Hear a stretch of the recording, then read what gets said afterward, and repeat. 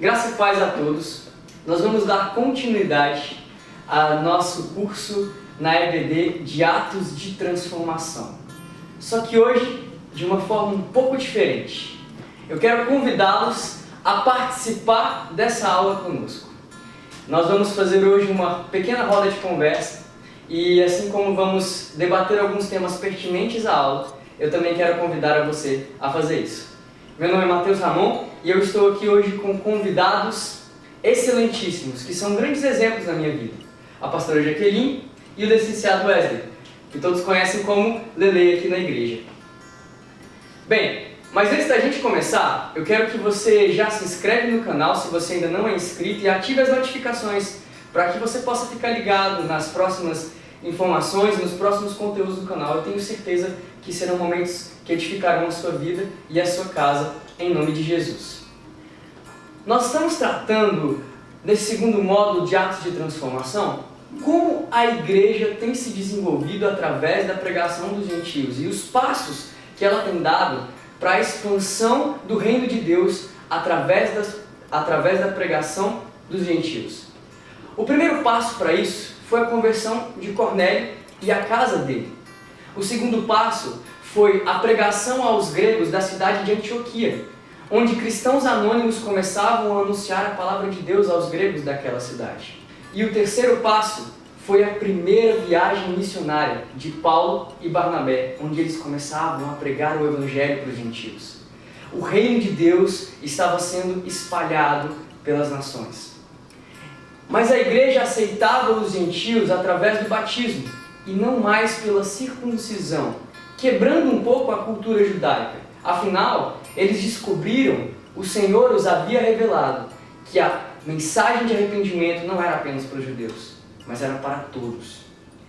Por causa disso, o batismo, em vez da circuncisão, fez com que gerasse grandes tensões na igreja primitiva. Na opinião de vocês, por que essa realidade gerou tantas tensões na igreja daqueles dias? Primeiro que tudo que gera mudança traz desconforto, né? Para todo mundo. Desde que o mundo é mundo, tudo que gera mudança traz conforto. E tudo que foge dos nossos costumes, muitas vezes a gente quer falar que é errado, né? Aquilo que é comum das nossas vidas, nós queremos tratar como se fosse um erro. E a religiosidade tende a nos levar a colocar costume como princípios, né? Infelizmente. É isso mesmo, a questão também do tradicionalismo, né? Que já estava acostumado a viver dessa maneira, de a circuncisão ser o ponto-chave da conversão em si. Era cultura, Era cultura, mas quando Pedro teve a visão, né, que Jesus disse para ele, né, que ele ouviu a voz, não diz que é impuro aquilo que eu santifiquei. Então, acho que isso fica bem nítido e bem claro de que não precisava mais da circuncisão. É verdade. A gente está lidando com séculos de cultura, onde as pessoas acreditavam que a salvação era apenas dos judeus. Então, necessitaria ter todo o ritualismo. Mas o problema disso era a limitação que eles deixavam, como se a mensagem de Jesus não fosse o suficiente, como se o sacrifício de Jesus não fosse o suficiente. Mas, se tratando disso, que relação nós podemos fazer referente a essa tensão vivida por aquela igreja primitiva nos dias de hoje? Junta no começo que nós dissemos sobre o tradicionalismo, sobre a religiosidade, né, coisas algo do costume da nossa sociedade. Pode-se dizer algum tipo de música que é cantado, um jeito de vestimenta, acho que essas coisas. As diferenças culturais, né?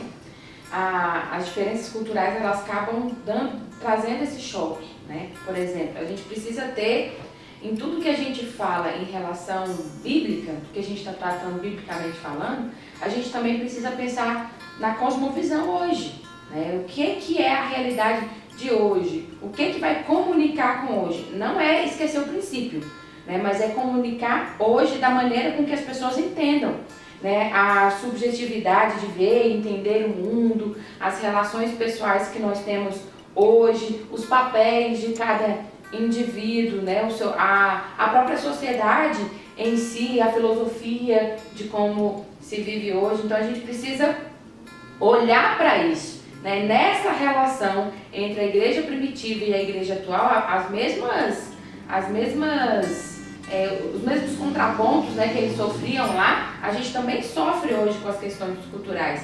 Mas que a gente tem que eliminar a cultura? Não, a gente precisa olhar para ela, ver o que é de acordo com a palavra ou não, né, e vivenciar isso de acordo com a linguagem do que o mundo tem vivido hoje, né? Isso é verdade. Nós temos visto também, relacionado a isso, um evangelho pregado por obras, né? Onde as pessoas têm dito que a salvação é alcançada por aquilo que você faz e o homem tem sido o centro. A gente estava até conversando sobre isso ontem, onde o homem tem sido o centro e não mais Jesus. Podemos levar isso para esse lado também. Afinal, os judeus, eles eram cristãos. Muitos dos que questionavam a respeito disso culturalmente eram cristãos. Então, nós podemos levar para esse lado de falsas ideologias, de sofismos, né, que são falsas verdades, que têm se pregado por aí e têm enganado muitas pessoas. No versículo 1 do capítulo 15 de Atos, alguns mestres, alguns homens começavam a ensinar naquelas cidades que não era possível alcançar a salvação sem a obediência dos costumes judeus, que eram a circuncisão e as leis de Moisés.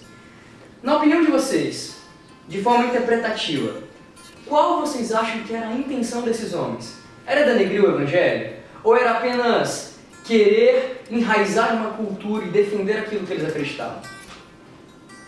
Então, desde que o cristianismo se colocou, a gente tem falsos profetas no nosso meio, né? Aqueles que dizem e interpretam a Bíblia com o que não é realidade, com o que não é correto na nossa vida hoje. Eu creio que é muito difícil dizer qual era a intenção, se você não estava e não conhecia a vida dessas pessoas. Mas a própria Bíblia, né, nos relata que eles queriam tirar a essência do que era o cristianismo, né? A essência do que é, de fato, a conversão. A conversão não é, de maneira nenhuma, ritos. A conversão é crer em Jesus Cristo como seu único e suficiente Salvador. A conversão não é a decisão de um homem, mas foi a decisão do próprio Deus de enviar o seu único Filho ao mundo para nos salvar, né? Eu creio que a intenção, assim, pode-se dizer que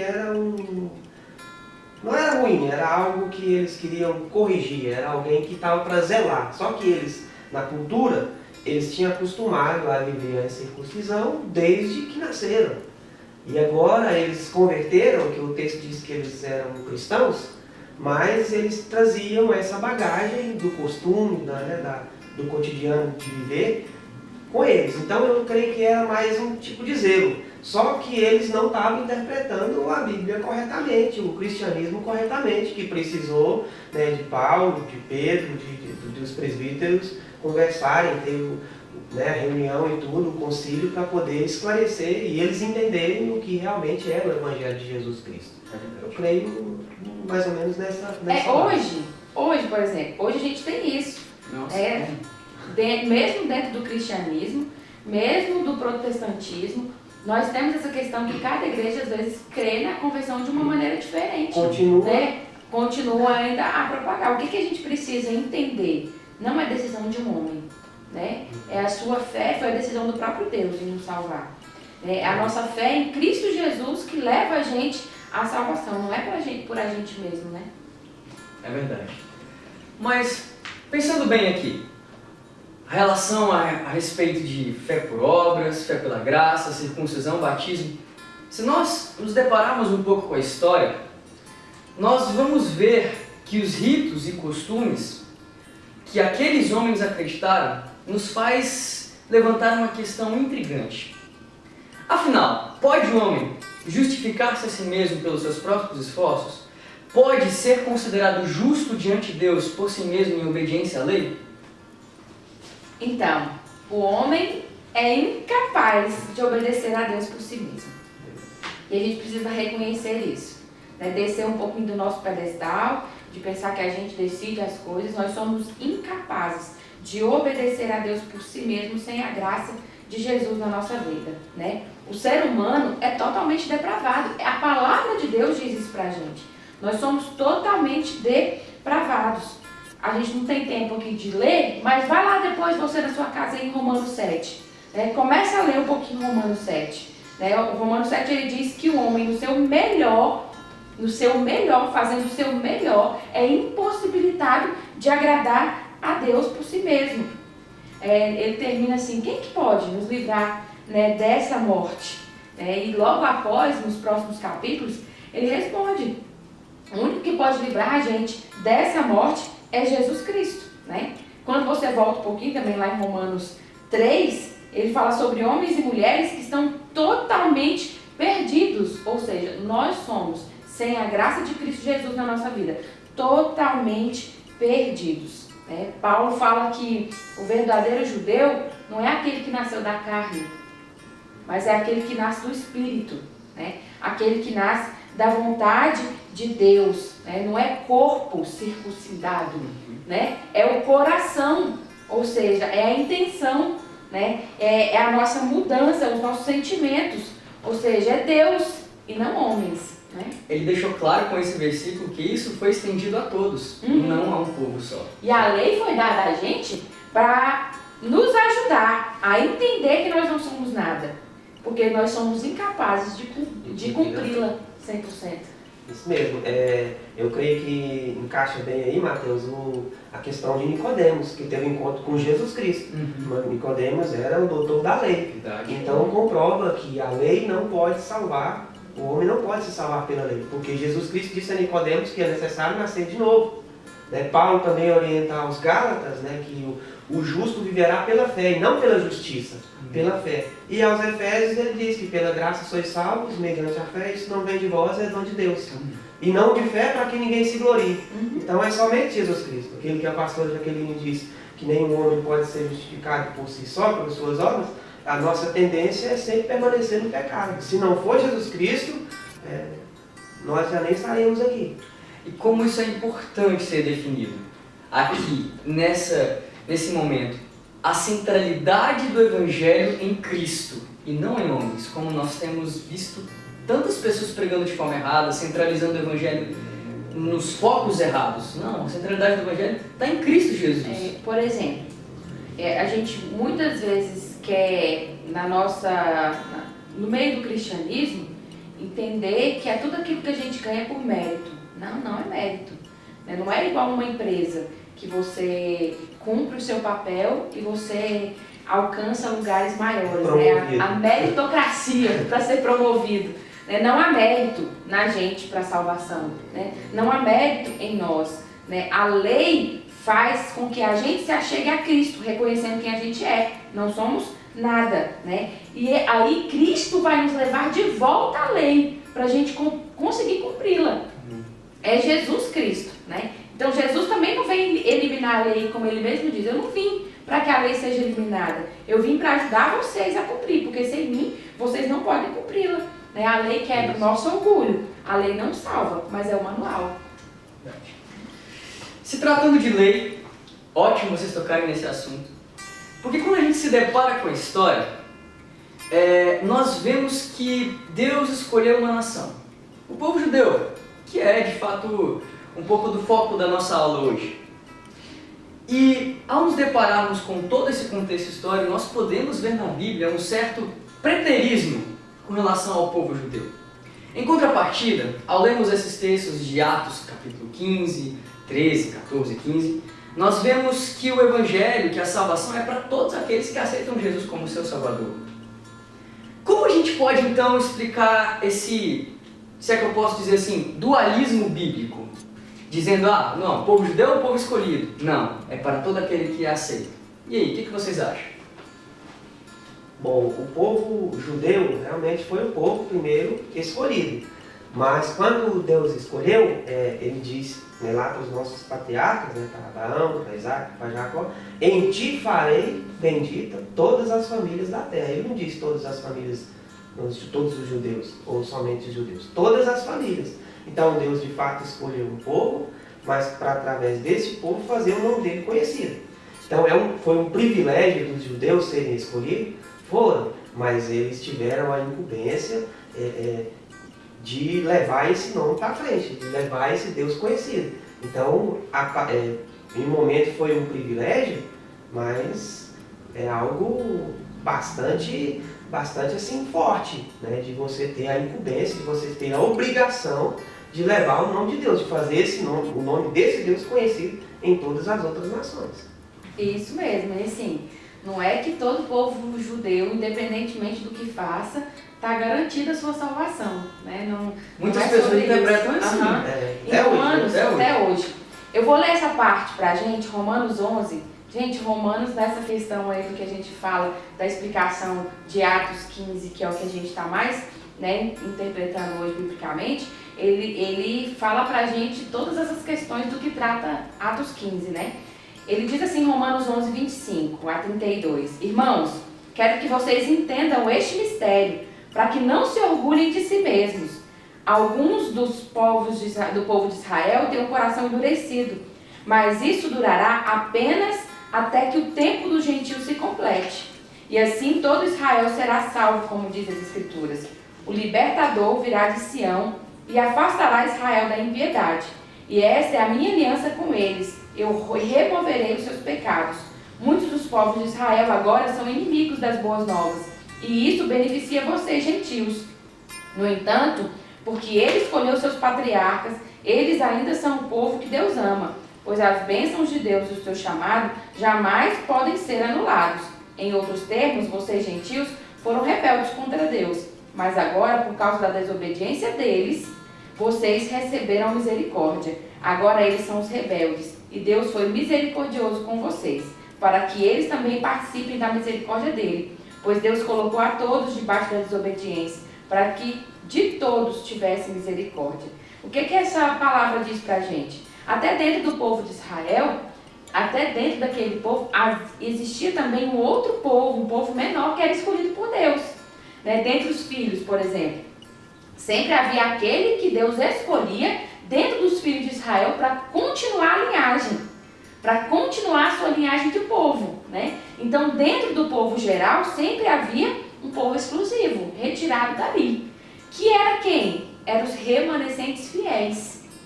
Então, a fidelidade não acaba aqui. Então, nós precisamos continuar sendo fiéis a Deus, em obediência a Ele, para ser o seu povo escolhido. Não é dualismo, né? Mas é a questão mesmo de você permanecer fiel à obra, ao poder e à graça de Jesus Cristo sobre a nossa vida.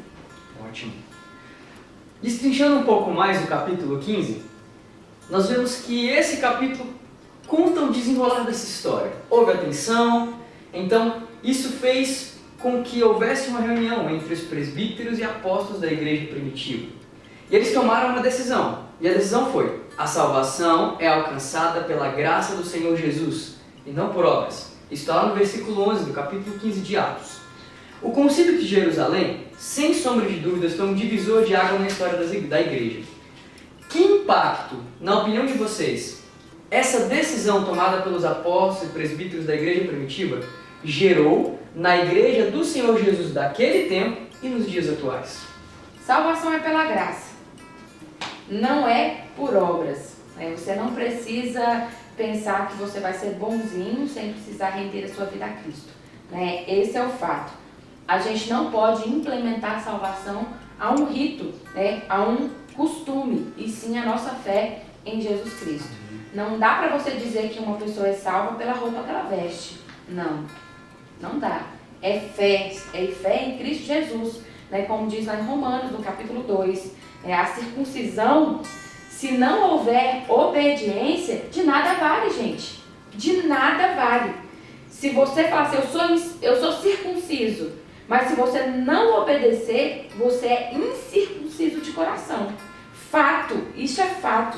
Se o circunciso não crê em Jesus Cristo como seu único e suficiente Salvador, de nada vale a marca. De nada vale ela.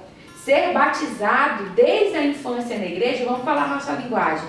Ser batizado desde a infância na igreja, para fazer parte de uma família cristã de gerações a gerações, não carimba para você a sua salvação. Você precisa crer em Jesus Cristo como seu único e suficiente Salvador. A salvação não é baseada no rito.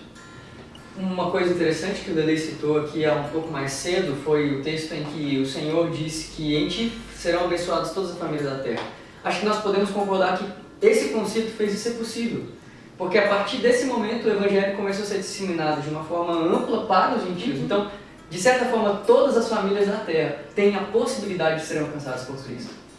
Interessante que eu acho, Mateus, o impacto que foi causado, eu creio que, primeiro porque eles usaram algo de experiência com Jesus Cristo que eles tinham vivido, então nós podemos dizer que as Escrituras Sagradas, né, porque eles usaram o exemplo de Pedro, da visão de Pedro, né, eu citei aqui há pouco a experiência de Jesus Cristo com Nicodemos, então eles usaram para causar um impacto a vivência com Cristo, o que realmente é o Evangelho verdadeiro, e não os costumes que a gente estava acostumados. Hoje em dia, nós podemos também causar esse impacto pregando o Evangelho, o verdadeiro Evangelho de Cristo, que é pela graça, e eu gostaria de usar aqui o exemplo que eu gosto muito, que é de Lucas 15, né, que fala das parábolas, que a graça de Deus está sobre todos, sobre aqueles que creram, sobre aqueles que não creram, representado na dracma perdida, que nem ouviram falar de Jesus, né, do filho pródigo, daquele que caiu por alguma maneira, por alguma dificuldade que enfrentou, por uma situação da vida e tudo. Então, essa graça, ela está manifestada em nós através de Jesus Cristo. Então, eu creio que esse impacto é um impacto que não coloca divisão, separação entre os povos, não nos diferencia por raça, por corpo, por credo, até chegar a Jesus Cristo, que aí nos iguala, todos nós somos iguais. Isso causa um grande impacto, que aí eu não vou fazer parte do povo de Deus com receio de algo, com o que vão pensar de mim, o que vão falar de mim. Não, aqui nós somos iguais, porque Jesus Cristo nos iguala. Em Romanos 8 diz assim, né? Já não são mais gentios, judeus, gregos, enfim, não existe mais essa tipologia, somos um povo de Deus. Separação, somos um povo. Bom, no capítulo 15, no versículo 16 e 18, Tiago, ele usa uma citação do Antigo Testamento. Na opinião de vocês, o que ele quis dizer com ela? A citação foi a seguinte: depois disso, voltarei e restaurarei a tenda caída de Davi. Restaurarei suas ruínas e restaurarei para que o restante da humanidade busque ao Senhor, incluindo os gentios, todos os que chamei para serem meus. O Senhor falou, aquele que tomou essas coisas conhecidas desde a eternidade. Bom, essa referência é referente a Amós, né? Amós capítulo 9, a partir do versículo 11 ali. Para que ele se refere a isso? Para dizer a diferença de dois tabernáculos que existiram lá no Antigo Testamento. Primeiro, o tabernáculo de Moisés. O tabernáculo de Moisés era única e exclusivamente para o povo de Israel. Fato. Só que aí depois, na geração de Davi, construiu-se um outro tabernáculo. Esse tabernáculo já não incluía só o povo de Israel, mas era para todos. Então, no momento que aqui ele cita que ele voltará a restaurar a tenda caída de Davi, ele está dizendo, olha, esse tabernáculo para todos está sendo restaurado em Cristo Jesus. É para todo mundo, não é somente para judeus, é para judeu, é para gentio, é para todos nós, para a honra e glória do Senhor, é a inclusão de todos na graça. Glória a Deus. Mesmo, e Deus vai dando os passos para poder reconciliar-se com os seres humanos, né? Através desse tabernáculo, através de unindo em Jesus Cristo, para que todos os seres humanos pudessem ter acesso ao Deus verdadeiro. Isso mesmo. A tentativa sempre constante do nosso Deus amoroso de ter um relacionamento conosco, não é verdade? Bem, eu gostaria de encerrar com uma pergunta, mas é uma pergunta que não vai ficar só pra gente. Eu quero que você pense a respeito. Diante de tudo que a gente conversou aqui nesse momento, nós podemos concluir que a centralidade do Evangelho está em Cristo Jesus. E que nada podemos fazer para alcançar a salvação, a menos crer nele. Nós precisamos seguir ele. E que a salvação é pela graça, não pelas obras. Mas é importante destacarmos que aqueles que são salvos pela graça praticam as boas obras. Praticam a lei do Senhor Jesus. baseado na palavra do Senhor, que é a nossa regra de fé e prática. Pensando nisso, eu gostaria que você refletisse: aonde está a essência do Evangelho na sua vida? Pense a respeito e entregue sua vida para Jesus se você ainda não fez. Essa é a melhor decisão que alguém pode tomar. Pastora, você pode orar para a gente encerrando? Senhor, muito obrigada pelo teu amor, ó Pai. Muito obrigada porque o Senhor enviou Jesus Cristo para que a gente pudesse viver a tua graça.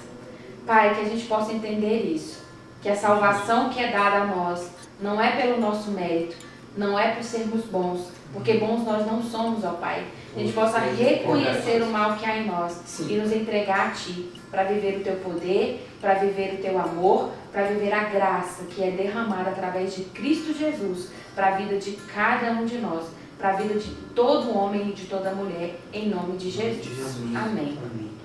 Que Deus abençoe a sua vida, que Deus abençoe a sua casa, a sua família. Eu espero sinceramente que essa pequena roda de conversa impacte a sua vida, como tem impactado a nossa. Que Deus abençoe cada um de vocês.